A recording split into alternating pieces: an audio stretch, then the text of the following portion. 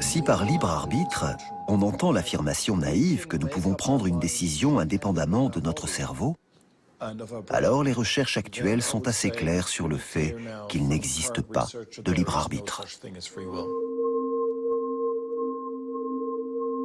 Le sentiment de liberté est en partie une construction de notre cerveau. C'est en faisant fonctionner cette circuiterie de notre cerveau, c'est en faisant jouer nos systèmes de valeurs qui sont inscrits par nos gènes et par notre éducation dans notre cerveau que nous prenons une décision que nous appelons libre. Il ne faut pas penser que nous sommes capables d'un niveau de décision supplémentaire. Non, notre conscience subit des décisions qui sont comme le sommet de l'iceberg, qui sont issues des profondeurs de nos circuits non conscients.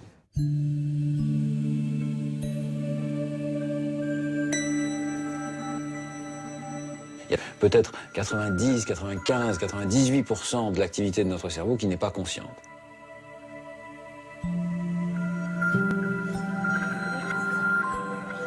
Ce que j'estime être moi se passe en grande partie à mon insu. Mais cela ne veut pas dire que notre conscience ne joue aucun rôle sur nos processus inconscients.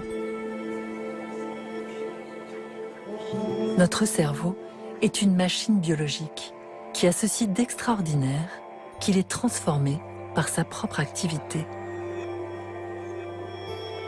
Plus une information circule dans notre tête, plus elle se grave profondément dans nos connexions nerveuses.